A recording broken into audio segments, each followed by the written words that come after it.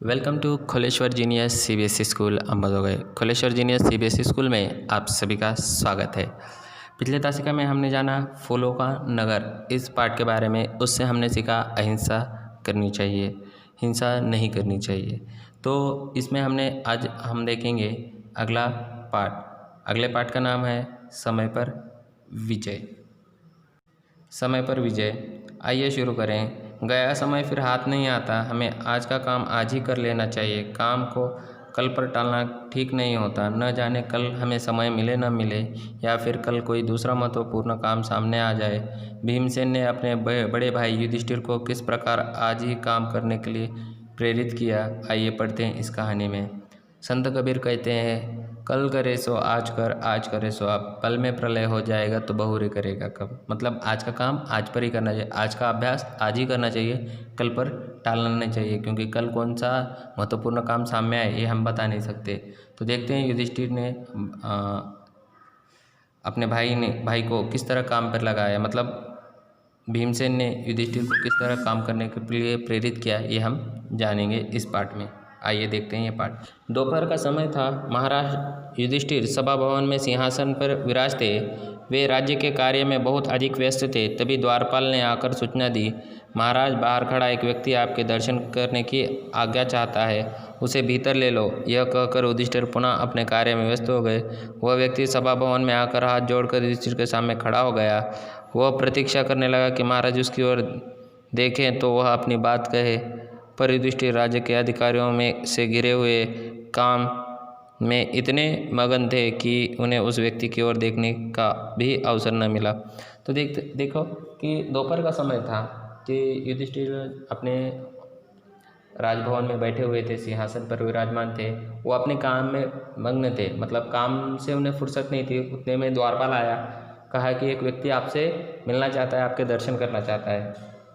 तो महाराज ने कहा उसको भेज दो, और भेज देने के बाद वो व्यक्ति आकर खड़ा भी हो गया। लेकिन महाराज का ध्यान नहीं था, क्योंकि वो अधिकारियों से घिरे थे। अपने राज्य में जो काम करना है उसके विषय पर वो बात कर रहे थे। उस व्यक्ति के ऊपर उनका ध्यान ही नहीं गया।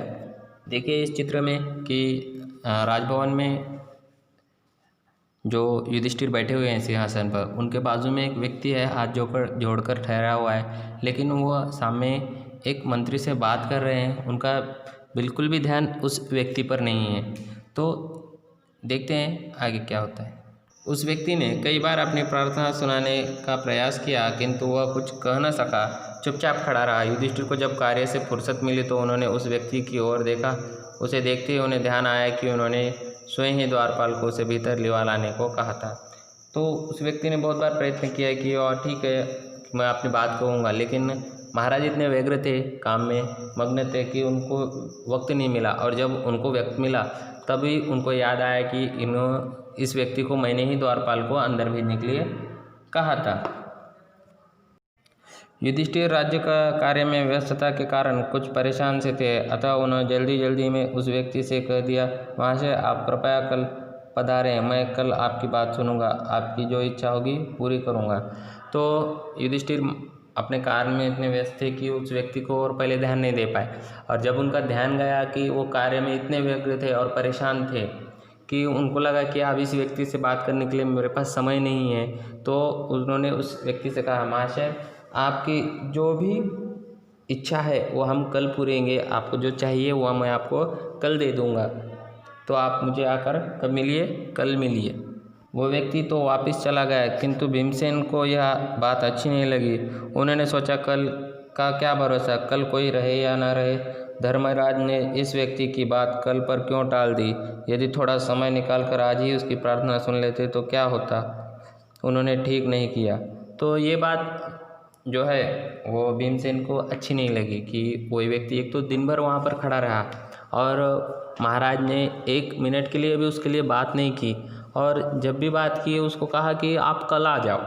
ये बात बिल्कुल अच्छी नहीं थी। उन्होंने काम कल पर क्यों टाल दिया। अगर कुछ समय, कुछ क्षण निकाल लेते थे, उसकी जो भी प्रार्थना है वो पूछकर या उसको सुनकर उसका जो भी निवारण है वो हम कर सकते थे, ऐसा भीमसेन को लगा।